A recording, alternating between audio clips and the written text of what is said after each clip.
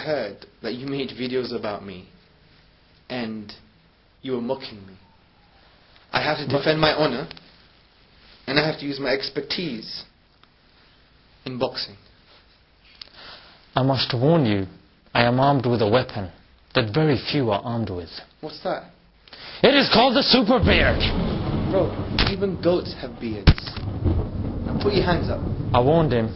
I said put your hands up. I don't need to do that, brother. Tiger uppercut.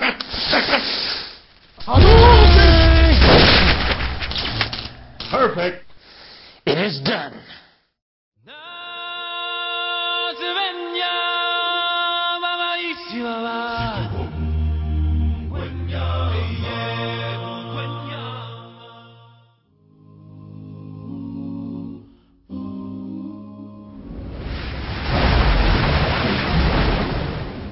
Assalamu alaikum, brothers. Wa alaikum assalam. Welcome to Smile to Jannah. So this time, we've got the brother, and we're going to ask him a few personal questions. None of those dodgy, oh, what do you do in your spare time, sort of weird questions. We're going to ask him some proper questions that we can actually benefit from. Sorry if I got a bit heated there. I just don't like those weird questions, normal questions. Who does that? Yes, okay. You weren't supposed to respond to that. It was rhetorical, but Okay. I'm going to move. What is the funniest argument you've come across from an atheist? Well, that's a very good question. I know. The funniest argument I heard from an atheist was in Australia. The atheist said to me, knowledge is haram in Islam. And he said that there was a famous scholar called Al-Ghazali, may Allah have mercy on him, who wrote the book, The Refutation of the Prophets. And in that book, he said, knowledge is haram. So I went to the podium and I said, I'm thinking I should not have a debate with you. You've come to discuss with Muslims about Islam, and you've said that Islam says knowledge is haram. There are various ayat in the Quran, verses in the Quran, ahadith, statements of our beloved Prophet Muhammad sallallahu alaihi wasallam that talks about seeking knowledge. Right? I said to him, where do you get that information from? And he said, it's from Al-Ghazali, who wrote the book, The Refutation of the Prophets. But that book is called Tahafut al-Falasifa, which is the incoherence of the philosophers. Wow. He didn't read the book, he didn't know the name of the book, and he said something about Islam which is completely and utterly false. So that for me was very funny. Number 2, how do you manage your time? There are 3 main things that I do. Dawah, family, and training, physical training at home. But most of the time is dawah and family. So I revolve my whole life around these 3 things.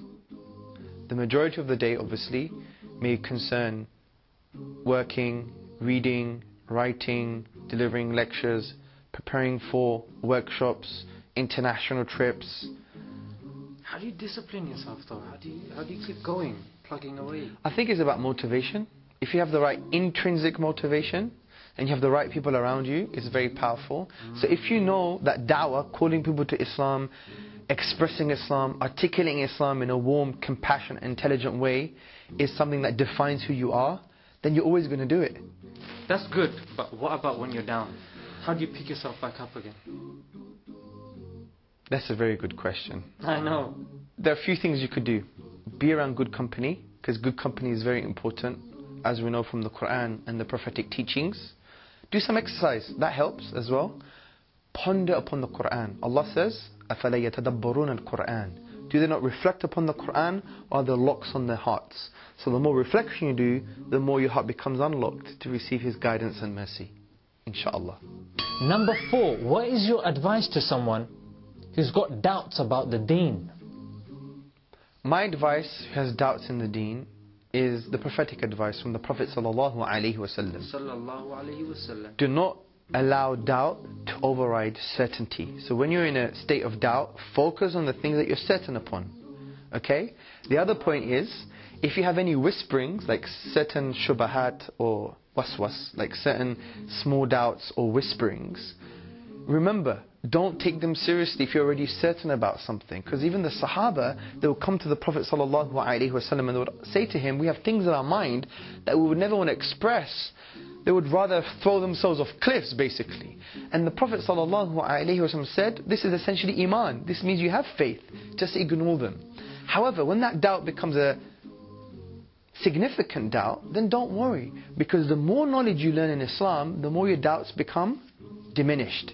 So the key to removing doubts is gaining more knowledge. Because the more knowledge you have of the Quran and the Sunnah and even the secular sciences, your doubts diminish. But also, some doubts though are because we're not close with Allah.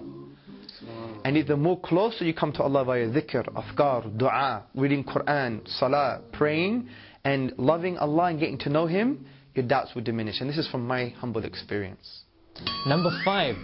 What do you do a day before your debate? And more importantly, an hour before your debate. A day before my debate, I might go to the gym. Or at home, just train at home. I will try and maybe get a haircut. No, there's nothing there. Maybe putting some notes together. Maybe practicing what I'm going to say. Dua. Always make dua. What about when you get really nervous and cold feet, like, oh, what if I mess up on stage? And well, life's full of mistakes. I've done many mistakes, even in the da'wah. I mean, if you're fearful of mistakes, then you're not going to have anything in life. I mean, the person who's never done mistakes before has probably never breathed before.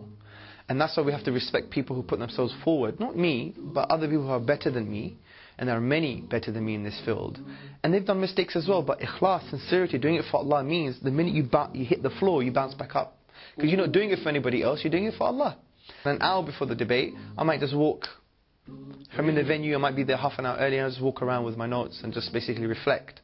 And not be consumed by maybe nerves or agitations, because I know it's just a process.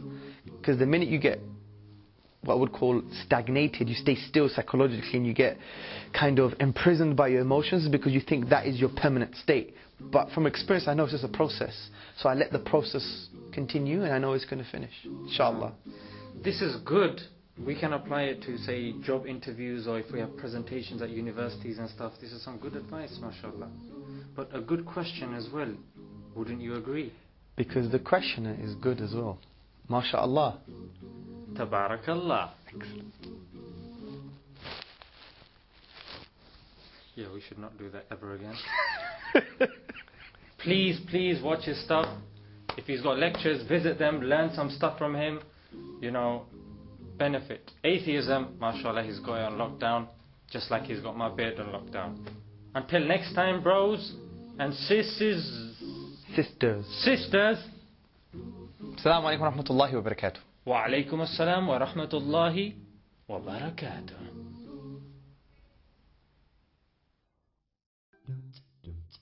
Is this the first interview that people have actually asked you questions like this? Maybe, yeah, I think so. Yes? Yes. Yeah! Now, let us begin!